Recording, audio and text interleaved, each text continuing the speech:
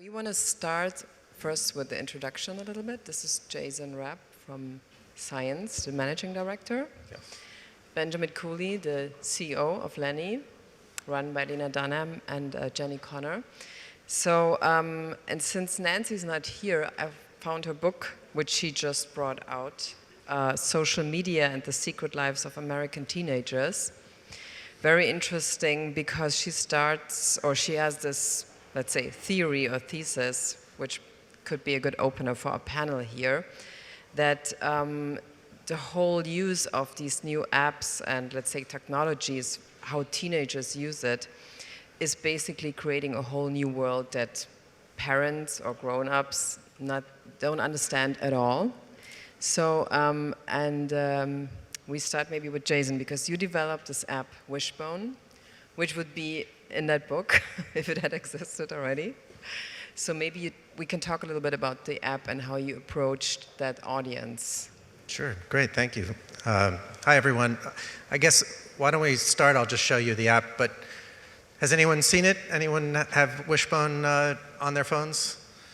Because you are not a teenage girl, I suspect. There's not too many, but let me show it to you. So Wishbone is an app that lets people consume content and compare and vote on just about anything. So every day we send out 2 sets of questions, we call them cards, and you can vote on them and answer them and see where you stand in the voting. So this is how it would look. This is taking through what one of the members of our team had voted on a couple weeks back. And you can vote along. So The Weeknd or Zayn Malik.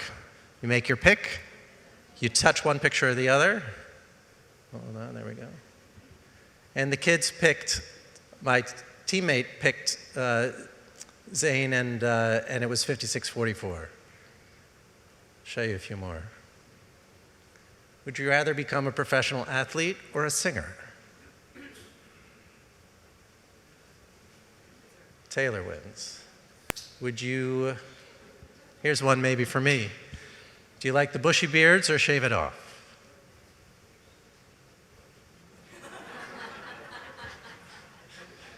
I trimmed it a little.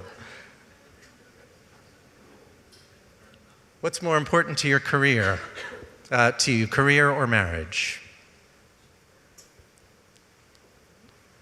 Marriage by an electoral landslide. Donald Trump as president or drop your phone in the toilet?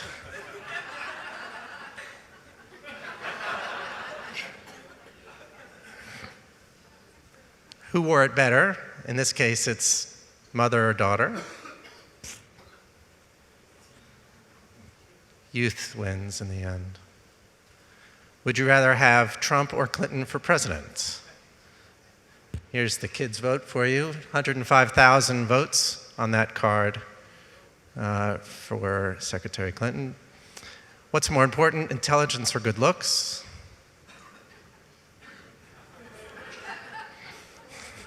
Kids are smart. Here's one for us. Be an owner of a world-famous business or just be famous. I'm sorry to tell you. So we could turn I think that's the last one. So we can turn this off. And this app has caught, and right now we just passed 1 million users who come to it every day, 4 million every month. They vote on about 60 cards per day, so there's about 60 million votes in every single day. An average card gets about 250,000 to 300,000 votes. And in the app, you can make your own cards. So you can make your own cards and you get votes for them. You can follow your friends and follow their cards. So we send out a curated group of 12, and then there are another 100 or so every day that you can look at that the community makes. And we're pleasantly surprised and very fortunate and pleased that it seems to have taken, and that's the app. I encourage you to check it out. And what would you say is the specific thing with that app, like this new, let's say, target group or teenagers and possibly also some millennials are using? What's the specific way of what they think, how they behave? What's their take on it? Well, I think there's a few things. One is that when we sought out to make it, and we've made a number of consumer-facing apps, our first theory was to program it, that my partners and I are media people as well as technologists, and we thought, let's figure out when people are using social media. We obviously, before we even built it, started talking to teenagers, and I'm disappointed that Nancy's not here because in her book, there was nothing that the teenagers told Nancy that they hadn't told us as well, and it's a fascinating book. I was hoping to mix it up with her on some points, but it's so well researched and such a fascinating book. But the first thing was that there is more time in the day to consume content. That teenagers consume a tremendous amount and want to consume more. And they can go through their Instagram feeds and their Snapchat feeds very quickly and want more. And so we're providing them with that. We also were spending a reasonable amount of time curating what we sent to them. So the 12 cards in the morning and the 12 cards in the afternoon. And then there's also a feedback mechanism. When you make a card and your friends vote on it, you get pretty valuable information back to you. And so that combination of content to consume, something that's entertaining and fun, something that's kind of addictive as you start voting and scrolling through, lots of it if you want to keep on going, with a feedback loop, I think was a good combination for us. Okay. So I mean, of course, this whole new culture is also, like, let's say the old world, the old media world is very, I don't know, a little scared of everything that comes out of this new world, to put it very shortly. So, but Lenny is an example. I find it's a very interesting combination coming from an old school form, like the newsletter, but combining it with new, also tech-related content. So maybe you can talk a little bit about the Lenny approach in that way.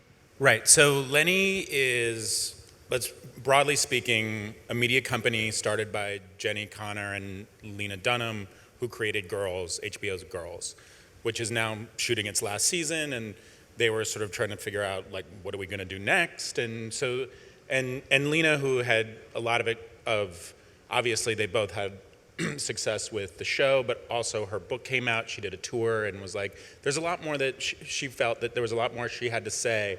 And she has lots of friends, who are either activists, actors, musicians, etc., and wanted to provide a platform for them. So they were trying to, casting about for what the best way to do that might be, whether it was on a website, with lots of content daily, but preferably something that was narrowly focused at a progressive, had a very progressive and feminist vision. And so newsletters were sort of beginning to happen again. Obviously, Gwyneth Paltrow had Goop that had been going on for quite some time. The Skim was doing quite well as a daily newsletter. And so creatively, or editorially rather,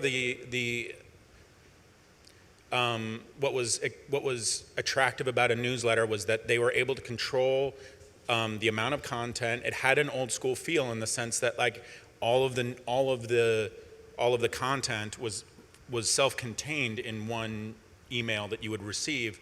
The way that lots of companies use emails now, you link out.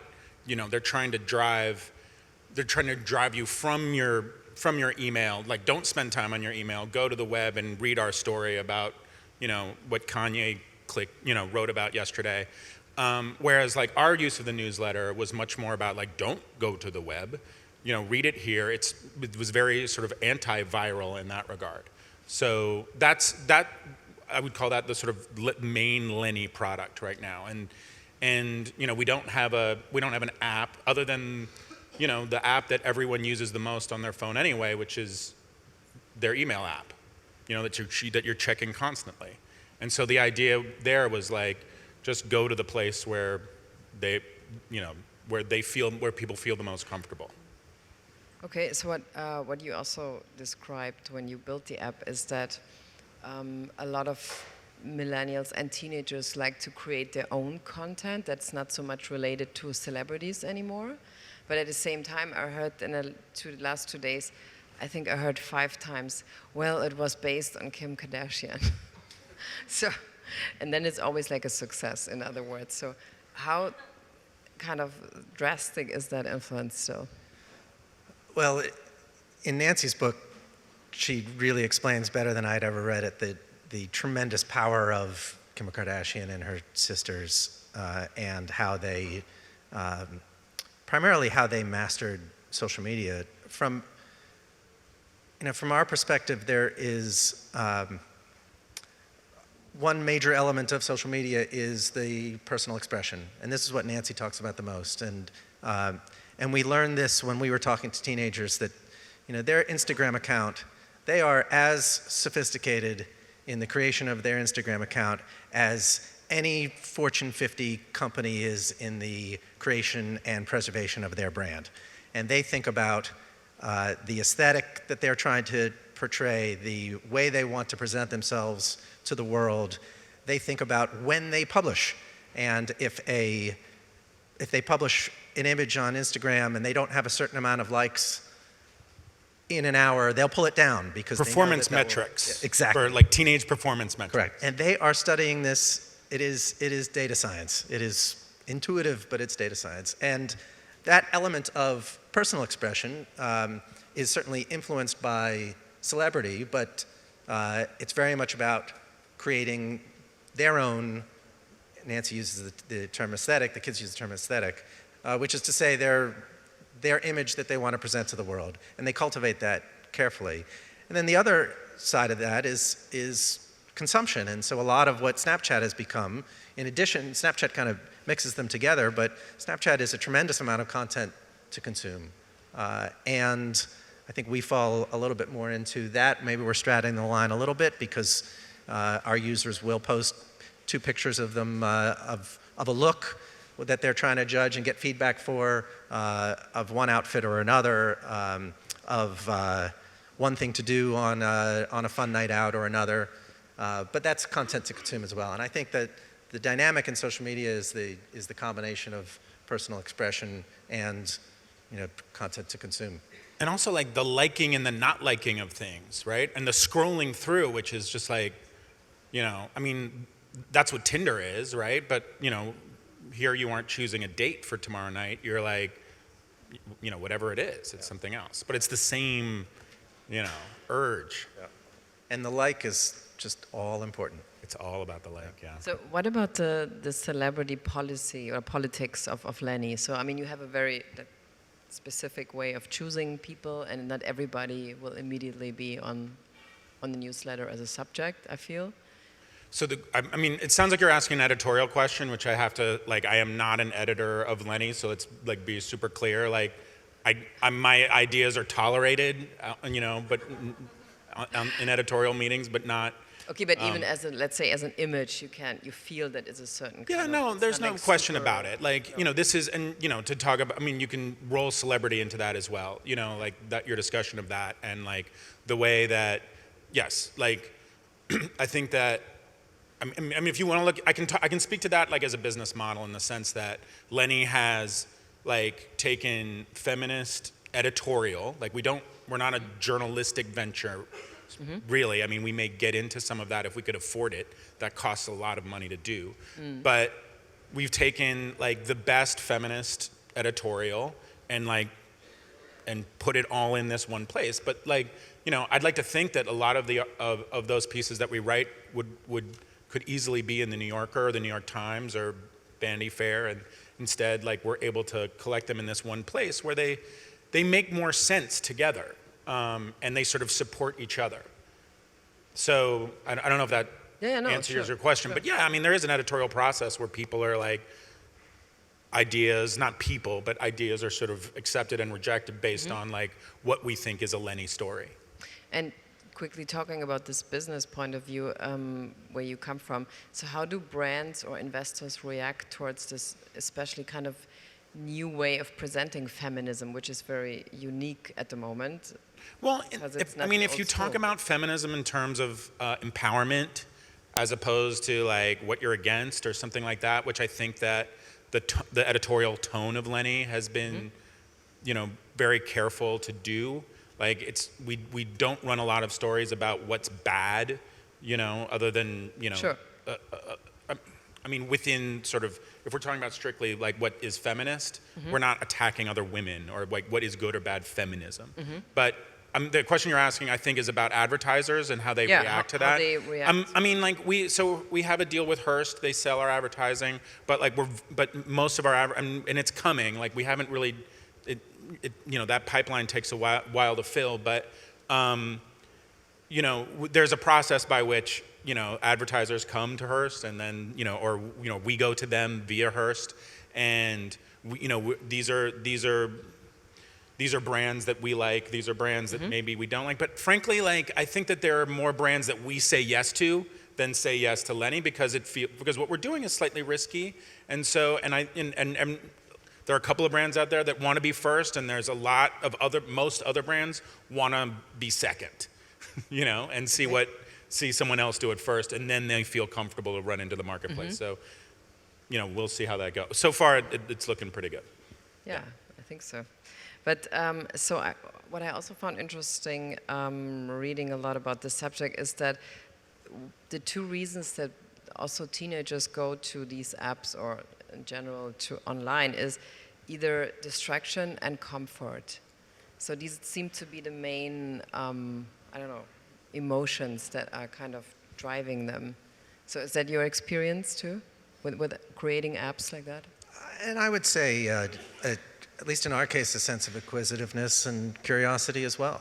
And because the questions we get, as you saw in just that example of 8, are rather broad and diverse, and they are sometimes goofy, and sometimes it's one celebrity or another, or old Leo DiCaprio or young Leo DiCaprio, but it also might be, to your point about brands, just on its own, we've seen cards for spicy Cheetos or regular Cheetos, or Superman versus which actor in one film or another, and so brands are starting to pay attention to the feedback. But yeah, I think that those are reasonable, but also it's not just distraction, it's entertainment, but it's curiosity. And by the way, like, what kind of brand do you like? I mean, we're starting to see this in our elections, but we're so tribal about like the stuff that we're into. I mean, you talk about like, even within progressive politics or even within feminism. I mean, I remember talking to somebody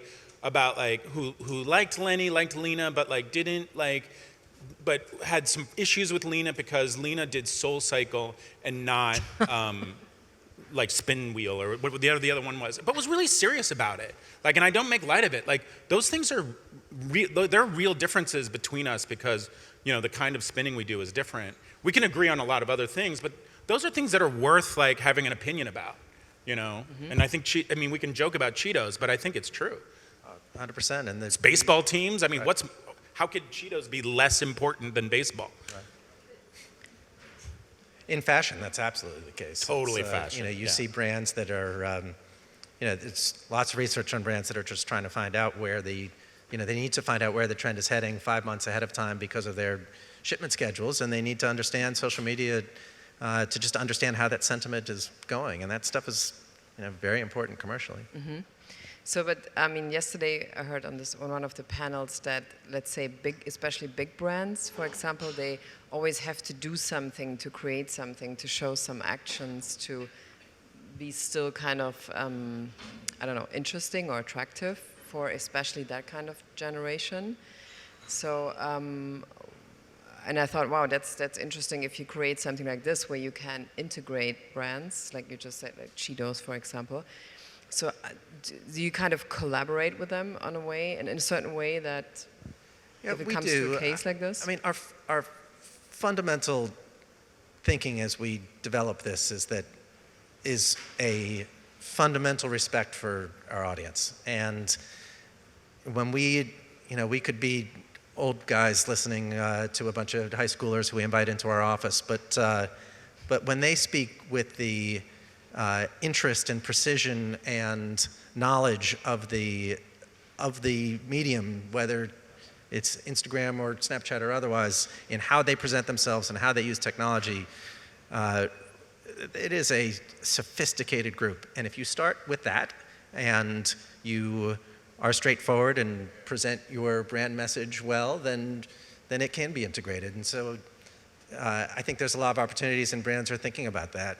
We just did a deal with Victoria's Secret where they're putting up different outfits and they're getting feedback, and they're in many cases they are surprised by what they see. So it's like a product development thing for them, or like I think it's real-time feedback, which can lead to a number of decisions, whether it's product development or marketing emphasis or otherwise. Okay, I think, do we have another minute? time is up. Okay, I'm sorry. That was fast. Very interesting. Thank you both. Thank you. Thanks a lot.